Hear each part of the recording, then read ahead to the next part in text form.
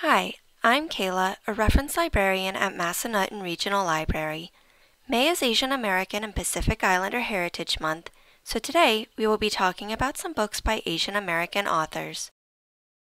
Our first book for today is The Kiss Quotient by Helen Hoang. Stella has a job working in economics. Math makes sense to her, and dating does not.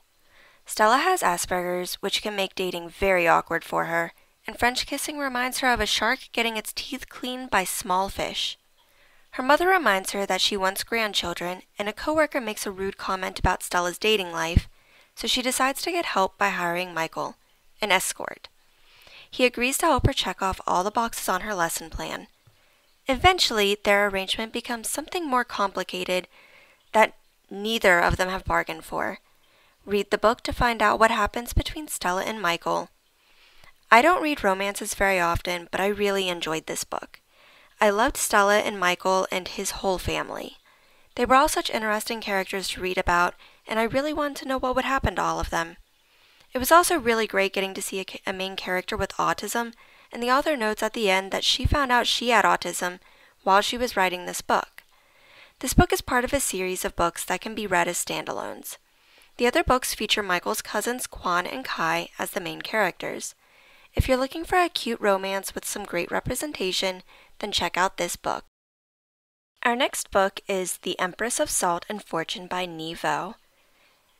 Ji is a cleric who is traveling with Almost Brilliant, who is a Nishan. They come across an old woman named Rabbit. While staying with Rabbit, Ji and Almost Brilliant are told the story of the Empress of Salt and Fortune, Inyo, and her time in the capital and in exile. After Inyo provides the emperor with a son, he sends her off into exile to a place called Thriving Fortune. Rabbit goes with her as the Empress's only friend. People come and go from Thriving Fortune, some helping the Empress as she hatches a plan to get back to the capital. Will she succeed? Read to find out. This book is a novella with only 118 pages, so it was a really quick read. This was my first book by Nghi Vo, and I definitely want to read more. I always like finding stories where one character is telling another a story about their past. I didn't realize that this is what this story would be before starting it, so I was very happy that it turned out to be that way. The world in this is very similar to Imperial China, and I haven't read many books set during that time. If you are looking for a short fantasy, definitely check this one out. There are a few other books that are set in this world, all short novellas. The summary for the book describes it as a feminist high fantasy, so this would also be a great way to dip your toe into the fantasy genre. Our next book is Vera Wang's Unsolicited Advice for Murderers by Jessie Q. Sutanto. Vera Wang is a 60-year-old woman who loves tea and some detective work, like stalking her son on the internet to see what he is up to. One morning, Vera heads downstairs and finds a dead man in her tea shop. In his hand is a flash drive. Vera calls the cops, and then she takes the flash drive. Why does she do this? Because she'll do a better job than the police can.